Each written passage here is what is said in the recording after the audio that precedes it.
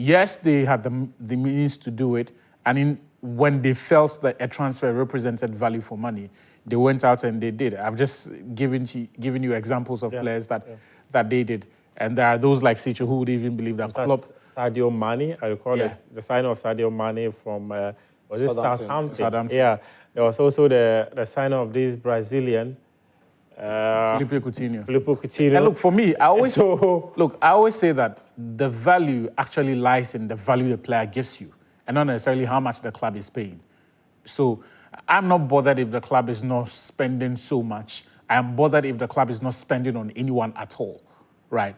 And Liverpool have shown under the Fenway Sports Group, FSG, that when they decide to make a signing, 7 out of 10 times they get it right. So while people applaud Chelsea for a lot of the sales they make, they get into the position where they have to make the sales because they perhaps misjudge and overvalue the player to the point where within a year or two, especially in the case of Joao Felix, within 6 months of signing, they realized they had made a mistake and needed to sell the player. Not having to make sales is in itself a credit if the players are doing well. And I think even this summer, look, they have made more sales probably than Chelsea. It has gone under the radar, but if you look at the players that Liverpool have signed, if you combine the combined value of their sales, it's actually pushing £240 million. Yeah. So they moved on Darwin Núñez for a lot of money. I think Chelsea have made more sales. Chelsea, I think the last thing I saw was around 300. 300. But you can understand why Chelsea's numbers yes, but even for Liverpool, it's just a handful of players. It's about 7 or 8 players that they have moved on, and they have made crazy money for those players. And so, look, I think that you can only applaud Fenway Sports Group for the way they've handled Liverpool's business. Their rivals will be a bit envious. And here's the thing. You can't necessarily hold FSG responsible for what the fans of the club say or for what a former employee said. Jurgen Klopp was wrong to be saying all of the nonsense he said about in fact, there was this impression that was created that Jurgen Klopp was not getting the right support to sign the players and all that. It was all nonsense. I always said that at every point in time, Jurgen Klopp had the squad to go out and compete.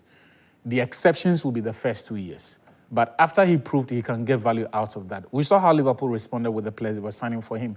They broke the goalkeeper transfer record at Liverpool in bringing Alisson. Yeah. They broke the Premier League record for defenders in signing Virgil van Dijk for him.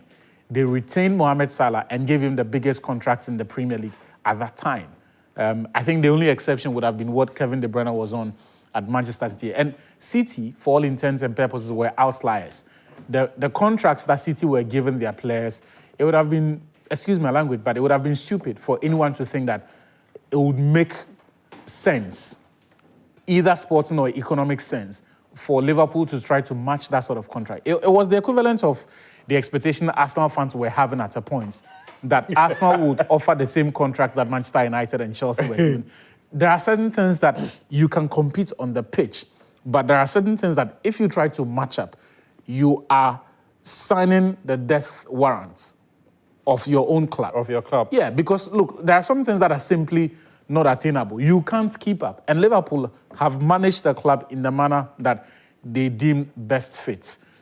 More importantly, they are doing all of these additions before they stop being competitive. So they are strengthening from a position, not from a position of weakness. They are rebuilding the squad from a position of strength.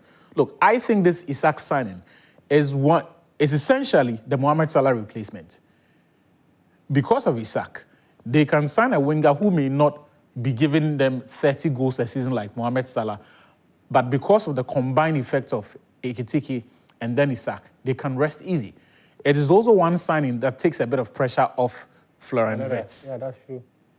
Florian Wirtz no longer needs to score double digits in terms of goals. Because of the price tag that had been placed on him. His job is simply to create. His job will be simply to create. Yeah. And already, Ekitike's goals in the first few games have been the reason the narrative is not only on Florian Wirtz because he hasn't scored.